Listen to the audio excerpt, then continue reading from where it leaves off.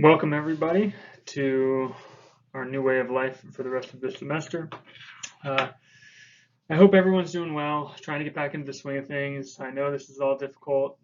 If you have any questions, concerns, if you're finding it troublesome to navigate around Canvas, please let me know, and we'll try and sort that stuff out as soon as possible. I want everyone to succeed and have an easy of go at this as humanly possible. So let me know if there's anything going on, and I will help you out the best I can.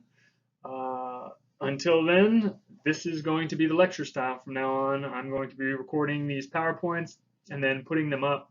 I'll generally put them up in the middle of the week. That'll give you some time to do the reading. It'll give you some time to perhaps do the assignment, whether it's a journal or a discussion.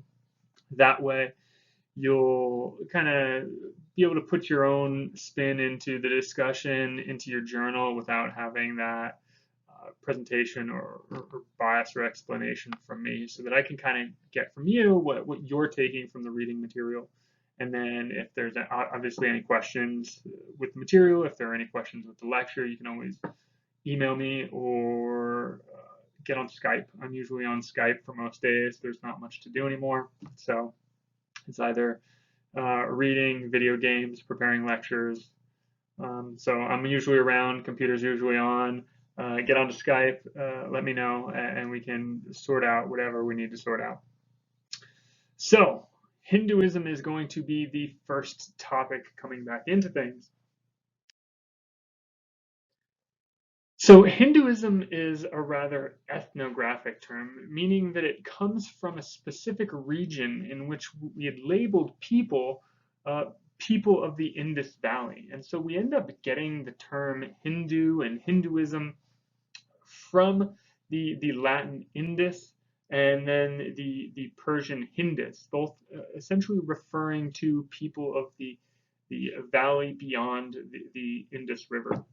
And so the Indus River Valley is ancient civilization dating back thousands and thousands of years. Some go back as 7,000, 8,000 BCE, but most notably, basically the 4,000s. And it's anything beyond that valley that separates what is now modern day India and Pakistan. And so this term kind of comes from that region. And it's important to note that the Hindu religion is going to be much different than the other religions that we've discussed in class. So it's going to be very different from Judaism, Christianity, and Islam. And we'll go over a lot of those differences. Some being, for instance, when we look at Western traditions, we see one centralized religion that splits through a schism, through different denominations, and it essentially just explodes into multiple different religions. Hinduism, on the other hand, is the reverse of that.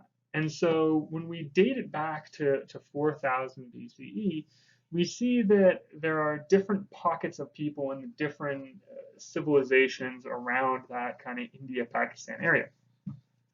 And each pocket had their own type of religion. But there was something that underlied all of those religions. And that's going to be the foundation of Hinduism.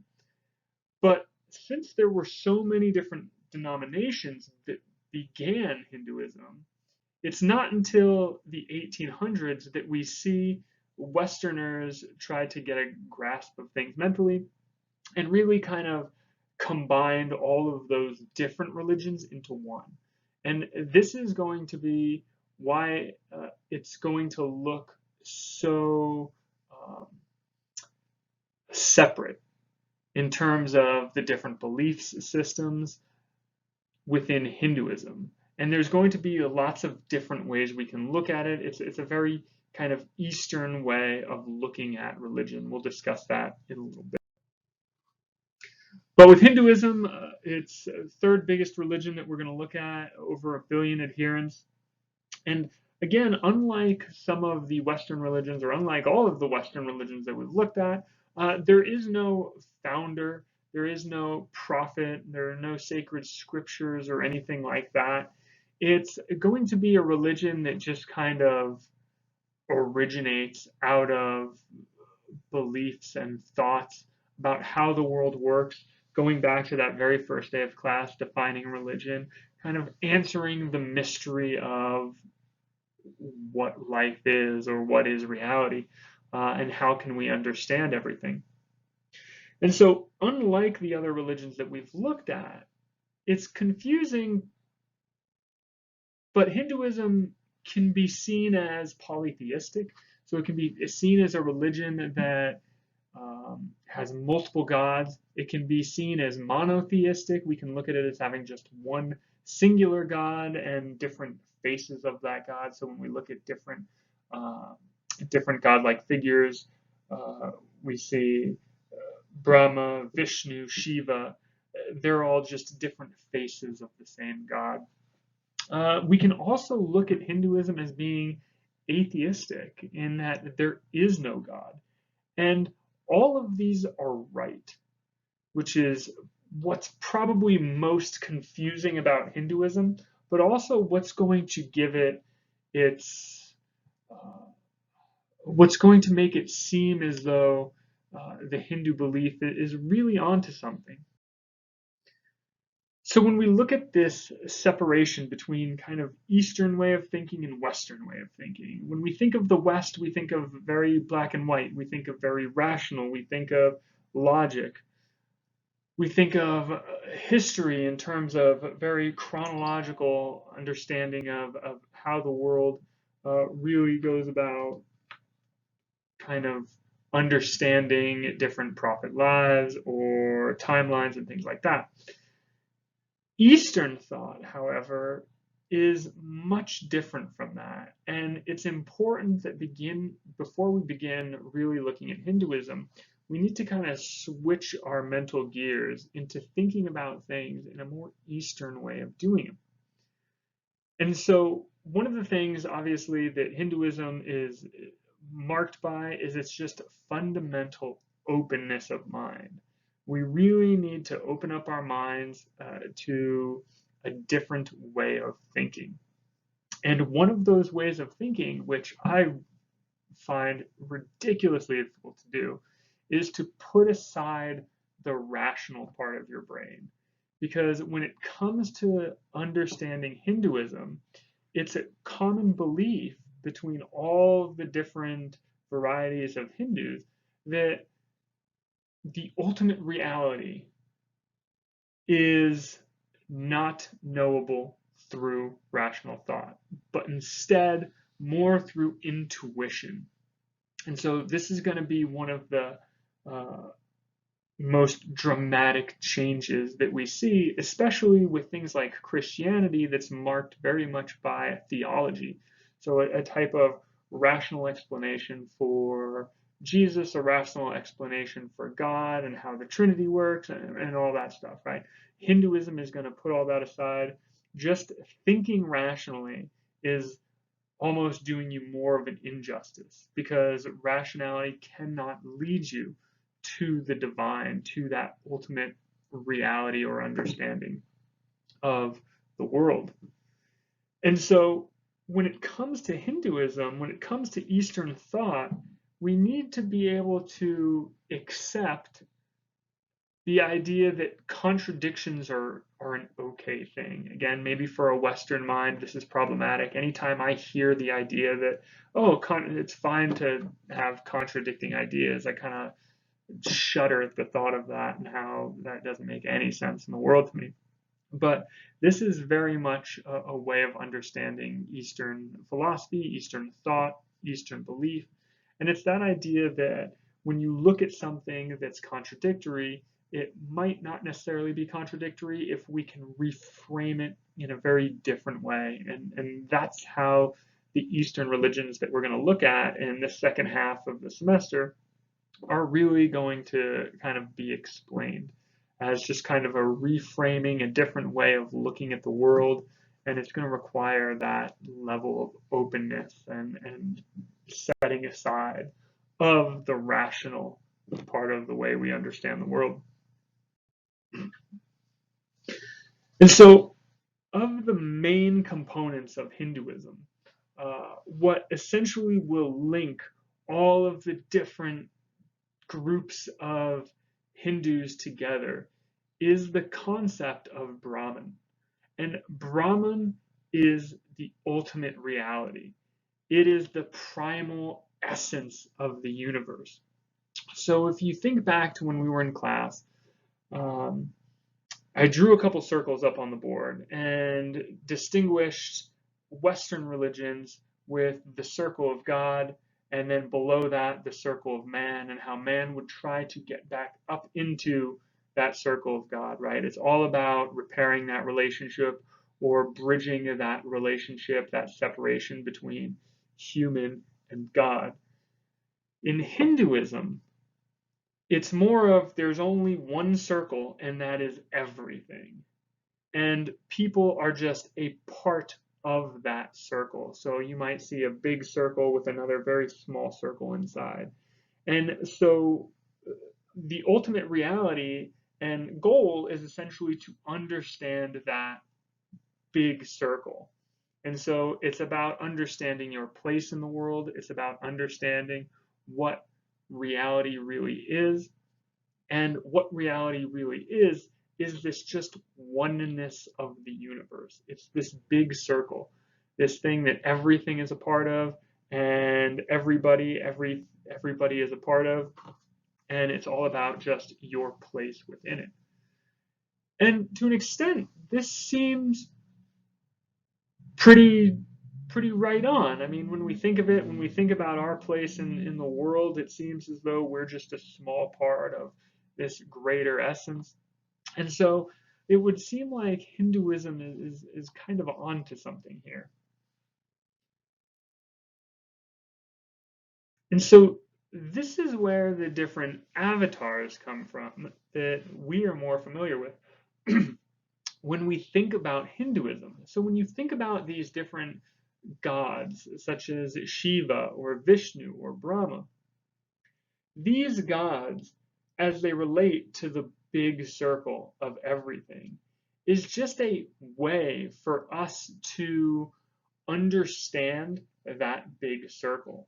And this is why it's important that Hindus can be polytheists, because they can believe that the three of these gods are gods, in addition to hundreds and thousands and sometimes even thought to be millions of others. But also why we can think of, well, no, just perhaps one of these is the main god and the other are kind of subsequent lesser gods, and why others can think to themselves, well, no, Hinduism is an atheist religion. They're really, these gods are just our way of perceiving ultimate reality, this essence of the universe. And because our rational minds, because our puny little minds can't even comprehend the understanding of this ultimate reality, we need to be able to grasp onto something that helps us understand. And what helps us understand is moving over to that kind of Western way of thinking that there are gods. This is how, right? The gods create things. This is the rational order. This is the timeline. But in reality, this is just a helpful way for us to look at Hinduism. So all Hindus can believe very different things in terms of some might pray to one god, some might pray to many gods, some might pray to no god, some might, and when I say pray, I mean loosely, it's more of a kind of meditation, but in a sense, we're just using the word pray as a way of trying to meditate or understand the world. But really, these different ways of thinking are just ways of getting us to the same place. And that's what Hinduism is really about. It's about understanding the oneness of reality. And any way that you can do that, awesome, that's right on. And so with Hinduism, it's very accepting of a religion, which is quite different from the others that we've looked at in this class, right? Where you see these different persecutions or inquisitions or religious wars that are created. Hinduism is just very accepting in any real way of understanding Brahman, that completeness of the universe.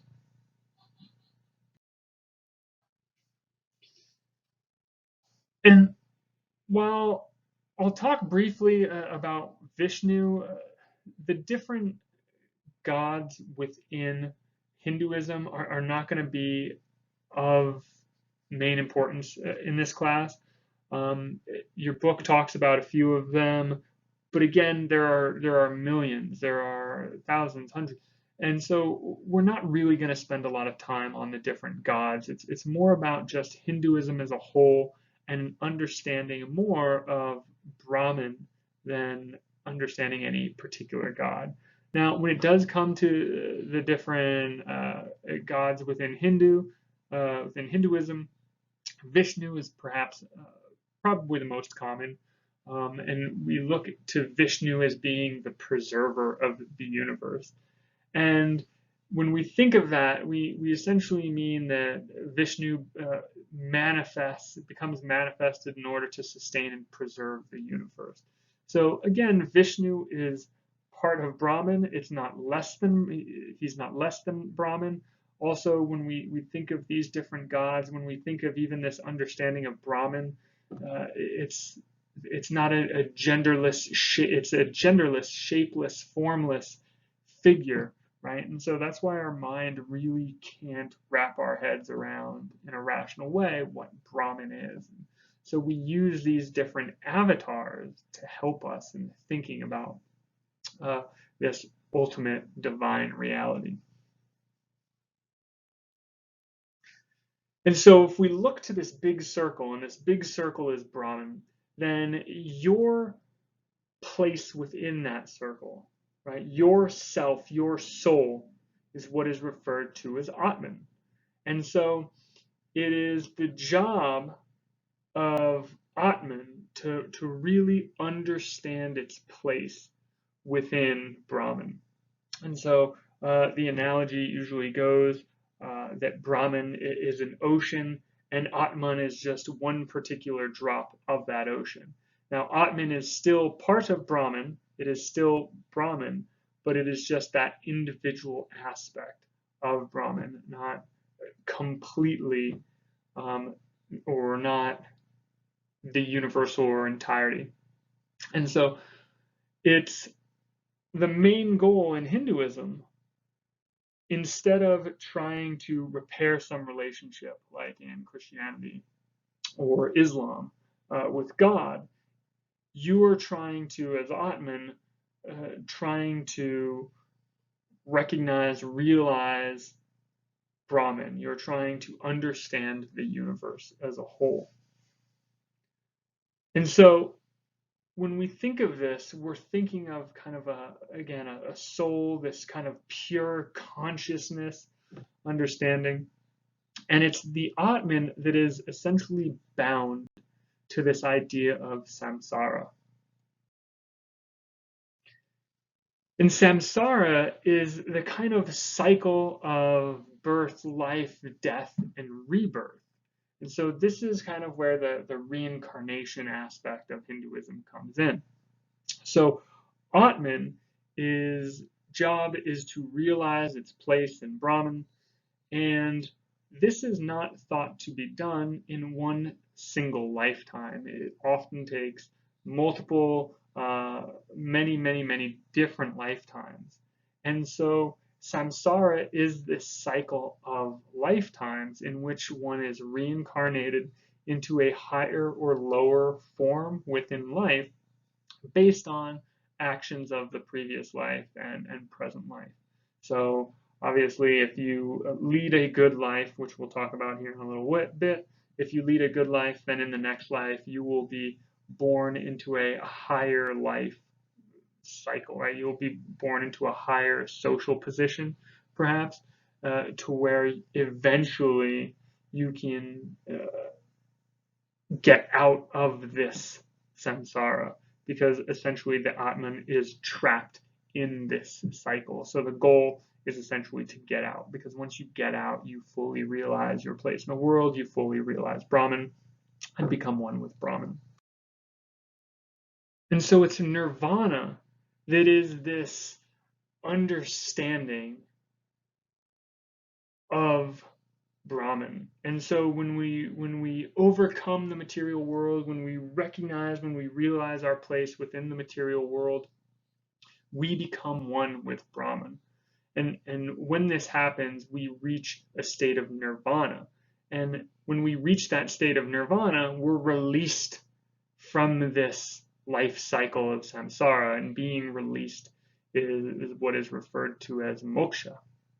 And so once we can put behind us all the illusory, all the material desires of the world, we can reach this state of nirvana. And again, to reach nirvana is not something that we typically do in one lifetime. It's something that requires many lifetimes of moving up the kind of ladder in order to get to a place where you can really put behind all of these unimportant aspects of life, desires, emotions, material possessions, all of this stuff, and just kind of meditate, focus on, and understand your place in the world. And so when we reach nirvana, we become one, our soul becomes one with Brahman.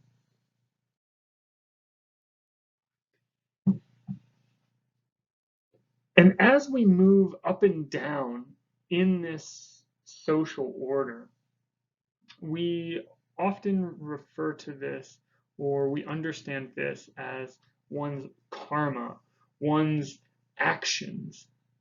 And so it's through our actions that we can rise up or drop down in this social order. So, for instance, if I am a very bad human in this life, it might be the case that when I am reborn in the next life, I move further away from nirvana uh, by becoming a horse. And so I need to be the best damn horse I can be. And once I am a great horse, then I can move back up to being a human. And then if I'm doing good at being a human, then I might move up to being a human in um, a higher caste or a higher social order, something that we'll talk about in a little bit. And then I continually move up until I reach that point where I can essentially put behind me all those illusory things and focus on the oneness of reality. And so karma in Hinduism is thought to be slightly different than we typically think about it here in the West, or we might use these words today. If I cut somebody off on my way to work, not that I'm driving anymore, but if I were cut somebody off on my way to work, then later on in that day, I would, I don't know, trip and embarrass myself in front of a bunch of people. Karma is not thought to really be something that happens within a day or even a lifetime. It's more of something that is because of a previous lifetime. So your place in the world is based not on you being a jerk when you were a kid, but because you were a jerk when you were a different person. And so, again, the goal is to really be the best person that you can be, to fulfill what is referred to as your dharma. It is to fulfill your duty. And when you fulfill your duty, you become reincarnated into this higher form. You fulfill that dharma, and then you be reincarnated into another form, and then you fulfill that dharma. And after a while, after numerous lifetimes, you end up reaching that state of nirvana and being released from samsara, and obtaining moksha. So again, dharma is just that kind of duty that we think of that will move you up and down the ranks within samsara. And we often think of this as kind of a sacred duty. We refer to it as ritual laws, social obligations, moral virtues, and things like that. And so by recognizing your natural place in the universe and then acting in accordance with that place, you are fulfilling your dharma. And so within the Hindu system, and this is something that's often criticized in Hinduism, is that there's a very clear-cut kind of caste system, social order. And knowing your place in that social order is not only imperative, but it's kind of held to high regard. So there's not the moving around that you might think of in, for instance, American society, where you can be born a very poor person in a very bad neighborhood and rise up to the ranks and become very wealthy, very rich, become president. It's not really like that. And even though this is kind of being challenged in India a lot, where Hinduism is most popular, it is still kind of the way the world works there. Within Hinduism, that caste order is something that seems to be a pretty important part because of adhering to your dharma and getting out of this life cycle. And it's important to note that even though there is this extensive caste system within Hindu society, it's not something that is pushed back on necessarily. Because again, everyone has their part, and when you play your part, when you fulfill your dharma, so if I'm a street sweeper, then it's my job to sweep streets the best that I can, and then I will be rewarded in the next life by moving up that social ladder. Now maybe I might be born a property owner, and then in the next life I may be born a teacher or a priest. So it's not as looked down upon as it might be here in American society, for instance, by thinking, oh, you're just going to be a street sweeper. You're not. Your ambitions aren't going to be great or anything like that.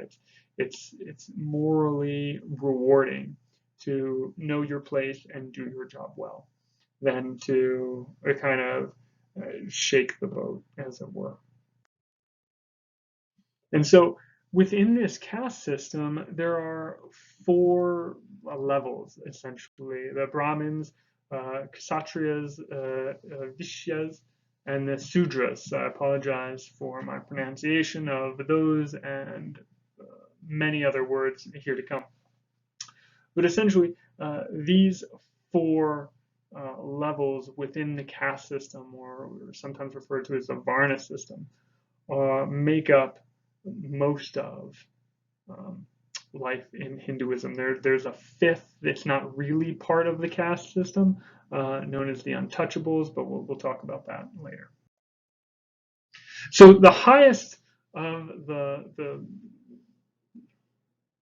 levels is the Brahmins, and Brahmins are going to be those the priests, essentially. They're going to be the philosophers, the teachers, the intellectuals, and they're of the highest caste level. They're typically the spiritual leaders of the community. They're learned in sacred scriptures. They conduct rituals and meditations and things like that. And it's this group that's often going to be not just the highest in the caste system, but closest in terms of reaching nirvana and really becoming one again with Brahman, or understanding his or her place in the world, so that they're understanding that all there is Brahman. And that's going to be for a couple of reasons. We'll look at some a little bit later, but it's through the different types of meditations that Brahmins conduct that they essentially can get to this kind of fulfilled state through that kind of intellectual aspect, that understanding of um, being one with Brahman, being able to clear away all of their necessities in life and putting behind all their desires. Because, I mean, when you think about it, putting behind all material possessions and your desires doesn't seem very realistic for many people. For instance, I mean, if you're working a 40, 50-hour work week, let's say, here in America, let's say you're working a 40, 50-hour work week, you have a family, you have children, you can't just give all of that up and then just expect to go out, meditate, become one with Brahman, understand your place within Brahman, and live out your days in such a manner, right? And so, to get to this place, it's often we think of kind of being a very old, wealthy-ish person to be able to set your family up so that they don't need you anymore in terms of income. You're going to have to leave your family behind. You're going to have to leave your job and your home behind, all of your stuff. So we don't really think of reaching nirvana. We don't feel like getting to this state of understanding Brahman is something that a frankly poor person could afford to do. And so the Brahmins are going to be of the highest caste. Kshatriyas are going to be second, and this is going to be the warriors, politicians, perhaps the royalty, um, part of the secular society. So leaving behind this idea of Hinduism and Brahmin, just trying to kind of control the social order of the country, of the society. This is going to be the main job of the Kshatriya. And so they often work closely with Brahmins to kind of show their power, to become more intellectually secure when it comes to leading a society, because their main duty is essentially to keep the society running, to protect the society.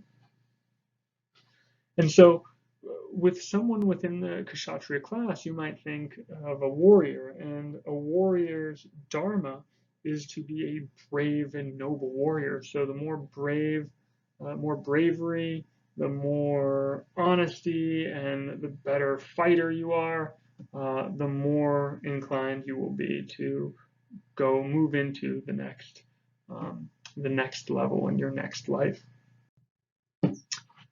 Next, Vishya, and this is going to be just the kind of common workers, farmers, merchants, things like that, the skilled working class, the producers of the society. So again, if you're producing, let's say, I don't know, what do we produce? If we produce electronics or produce computers, if we produce medical equipment, if we produce tools and horseshoes, whatever it is, if you're a farmer, doing this to the best of your ability will essentially get you up into the next level within the Hindu society. And so again, we see that even if you're born in this place, in this level of the caste system, it's not really something that we would complain about, because it's either because we failed to reach our dharma in a previous life and were sent down, or in a previous life we had done good but we're even further back, and so now we're becoming a part of that skilled working class. And so afterwards we can do this very well, and then we can move up to the Kshatriyas, and then after we do that very well, then we can maybe move up to the Brahmins, and then when we do that very well, maybe we can reach that state of nirvana.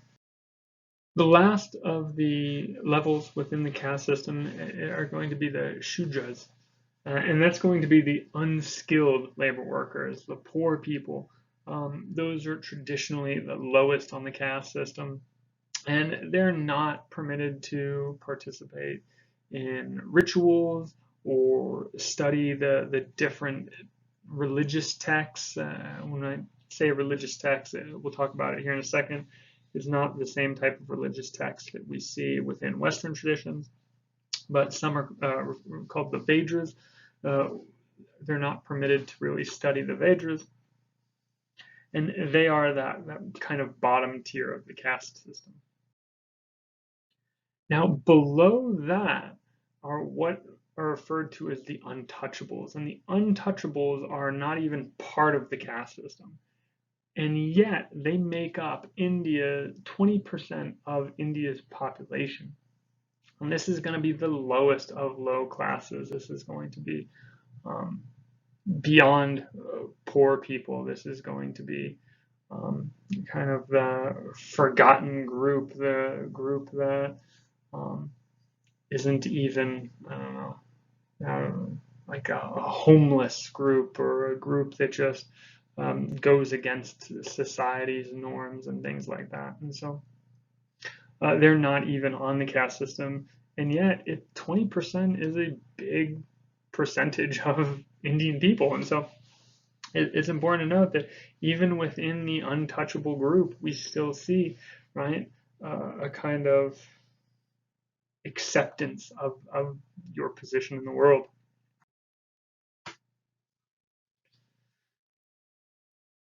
And so within these different levels within the caste system, there are different stages of life. And these different stages are again, a kind of symbol of this process of hopefully eventually um, getting out of samsara, right? Reaching moksha, uh, reaching nirvana.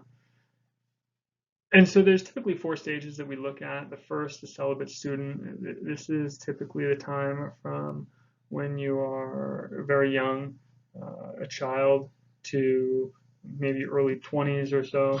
The householder, when you're providing for the family.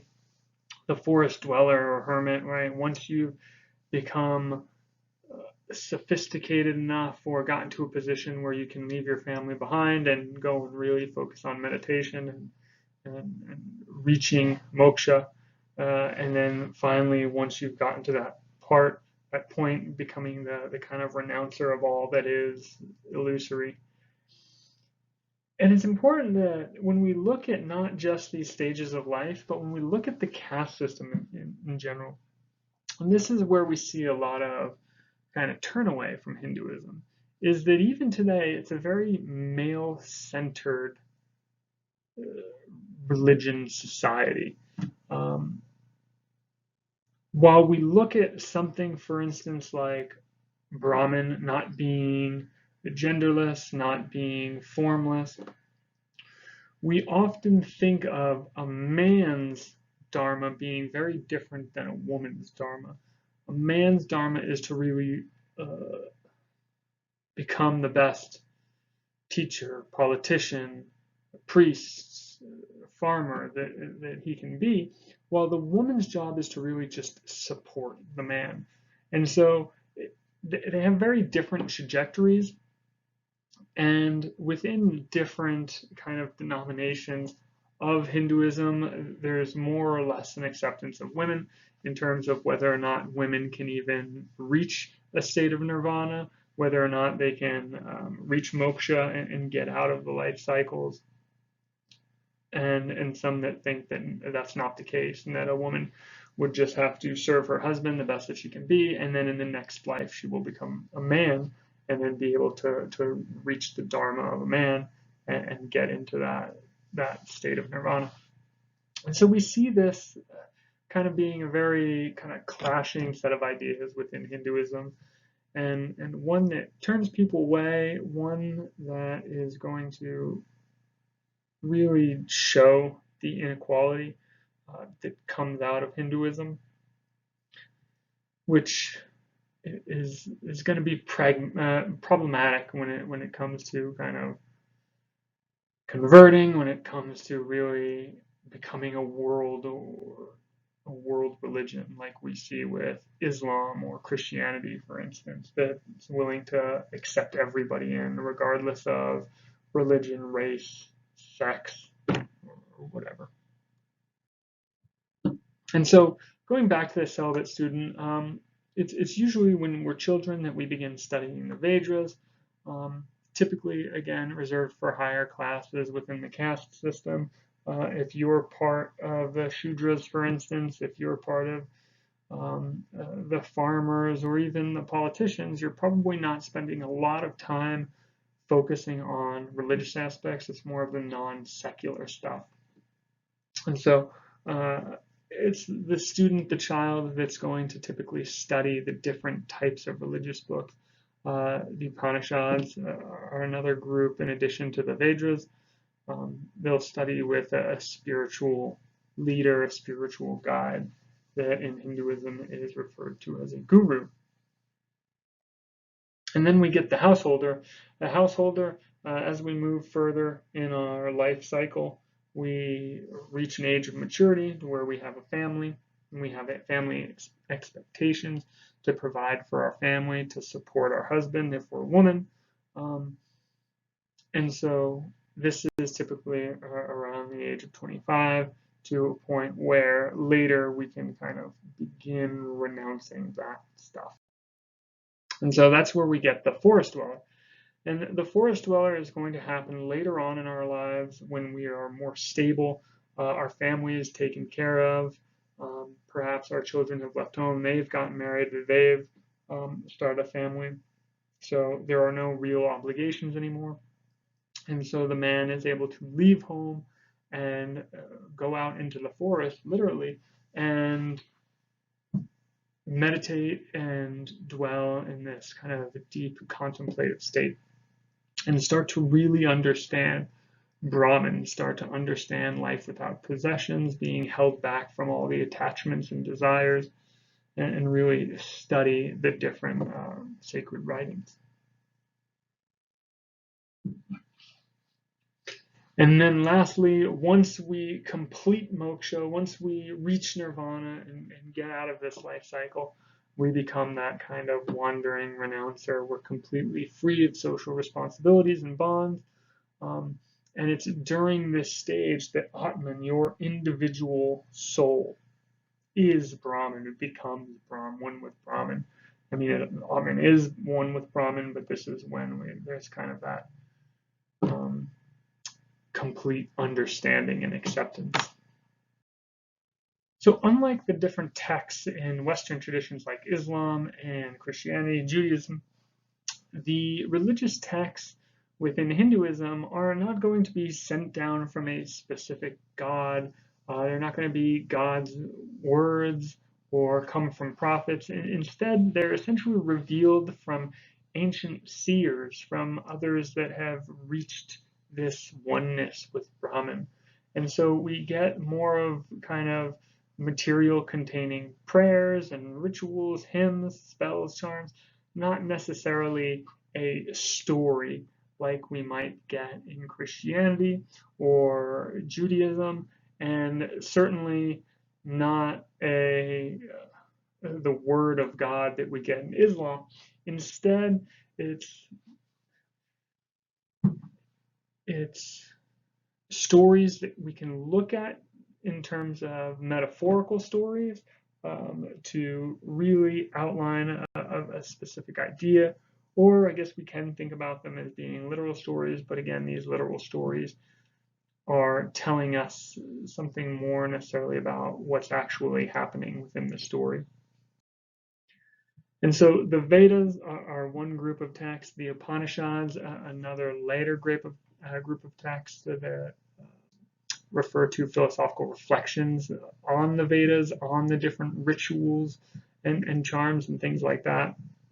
And essentially, the Upanishads try to move away from some of these ideas of sacrifice, for instance. And even within the time of 900 to 600 BCE, a way of really kind of modernizing this understanding of looking at Brahman or understanding Brahman.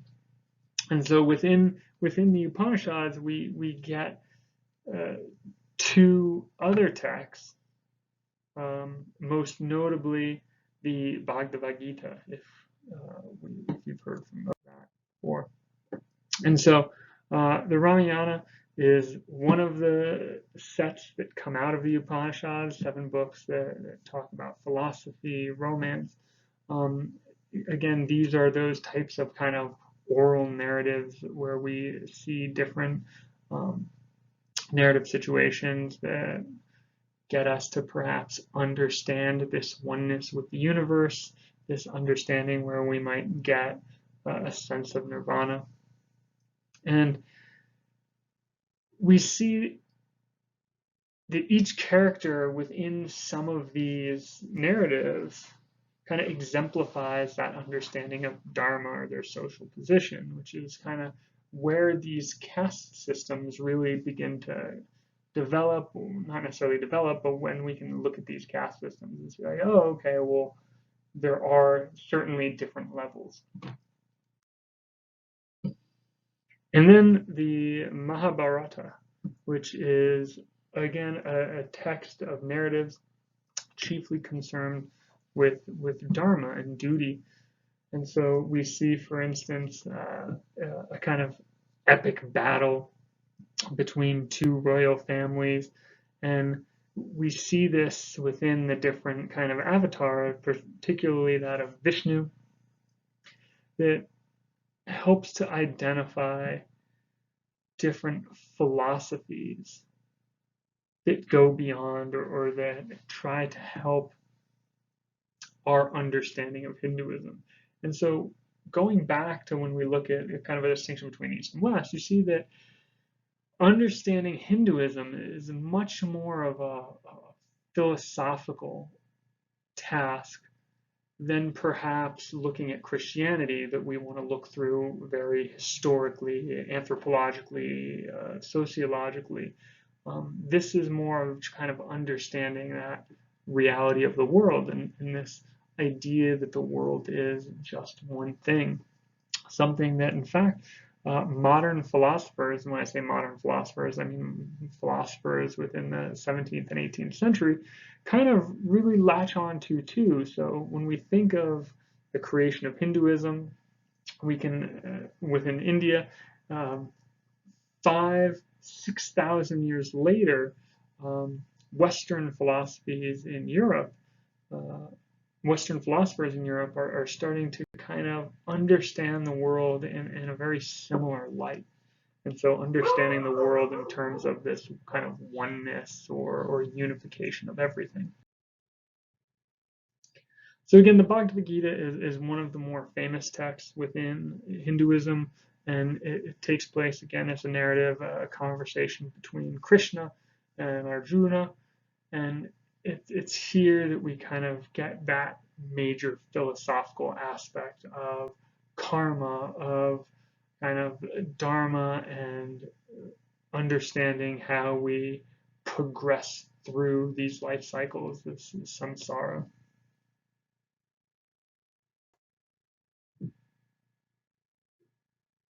And here, when we think of this, we want to think of, especially when it comes to doing your duty, doing your dharma, that we do it not for the sake of moving up in society or moving down in society. We do it for the duty alone. So why do I want to be the best farmer that I can be? Not so that I can move up in the world to be something better in the next life. I'm doing it for the sake of being a good farmer. And it's only through this kind of selfless, desireless action that we really adhere to our duty, our dharma, and then are able to move up through the different life cycles. Now, ways in which we see another separation between Western and Eastern philosophies is that with Eastern philosophies, right, because we see ourselves within the greater circle of dharma, within the greater circle of Brahman, it's not through reconnecting with a kind of father figure God, of rebuilding communication. Instead, understanding your place in the world requires meditation.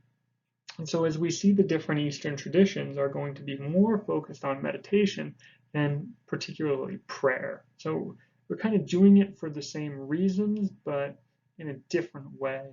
Again, kind of for a different purpose. One is to reconnect with that creator. Another, in instance, yoga is going to be to find yourself in the world, find your place and understanding of the world. And so when we think of yoga, it's not just the bending around stretches that we typically think of when we think of yoga today, right? When you go to yoga class and get your daily workout, it's more of a mental activity as well as a body, like as a physical activity. And so the purpose is to train your mind or center focus your mind to understand Brahman, to get you to a place where you can understand the reality and oneness of the world. And so we do this kind of, it's this realization that motivates us to fulfill our Dharma. And so we go beyond kind of our awareness of the material world. We go beyond our kind of petty grievances or desires or feelings, right? It's a way to forget all of that, to leave all of that stuff behind so that we can focus on the oneness of the world. Now, when it comes to knowledge yoga, it's perhaps one of the more difficult ways of achieving moksha, of getting to a state of nirvana. And that's through just the intellectual meditation and philosophically understanding a person's place in the world, understanding the oneness of the universe. And this is something that's rather difficult. I mean, if you've ever sat down and really thought philosophically about a specific topic, I know I'll have some philosophical conversations with some of perhaps my most intelligent friends who are doctors, dentists. After about 5 minutes of philosophizing, after about 2 or 3 questions of, oh, well, why is that the case? Or how is that the case? They tend to give up and get fairly disgusted by the conversation. So thinking or doing yoga in this kind of knowledge way, just trying to philosophize your understanding of the world is rather very tough and perhaps one of the hardest of the 4 different traditions. Now, one of the traditions that is much easier is going to be bhakti yoga or the devotional love yoga. And this is where we kind of essentially meditate and become kind of one with a love, whether that love is a romantic partner, familial partner, son, father, someone like that. It's kind of the devotion that you would give to that person. And really, it's through focusing on that idea of love, that behavior and mindset that goes into love, that one's really able to kind of do away with that kind of material world. And so, I mean, even when you think of yoga today, often if you go into a yoga class, often when you go into a meditation class, for instance, and you meditate today, the goal is really to focus attention on one particular thing and to kind of push all the other stuff away. And so these types of yoga traditions are essentially doing that, right? So they're focusing on this particular thing, whether it be love, the devotion to a family or romantic partner, or work, for instance. We think of this in terms of, again, focusing on your dharma, what it is that makes you the best possible farmer or the best possible cobbler that you can possibly be. And in this way, we are able to kind of free ourselves from the material world by just putting ourselves fully into this idea of work. And then lastly, the kind of just the psychological personality aspect of thinking of yoga, thinking of Brahman and meditation, somewhat like in the knowledge aspect, but more geared towards just the kind of fundamentally making yourself that better of a person psychologically, and relinquishing any types of desires, relinquishing any types of attachments and things like that. And so it's within these traditions that we can really get back to this core concept of Hinduism, which is getting ourselves to understand that all there is Brahman, and that the oneness of the universe is essentially, or getting to the realization and acceptance of there only being this one thing is the main fundamental goal of yoga. Yoga, of Hinduism, and yoga as well. So that'll conclude this lecture. If you have any questions, if you have any concerns, you want to talk about specifics, please let me know. I'm going to be online often, so do not be shy. I am here to help in any way that I can. There are activities. There's the journal that is due this coming Sunday. And then there will be other types of assignments as we move on. Next week, there will be a discussion, and that will populate next Monday morning as all of this stuff finishes up. And then we will talk about Buddhism next week, and there will be some things to do there. Again, if you have questions, let me know. Otherwise, I hope this has helped a little bit. I know it's not the same as being in class. I apologize for that, but we've all got to kind of pull ourselves together and work together to finish this semester strong and make things the best we can. All right.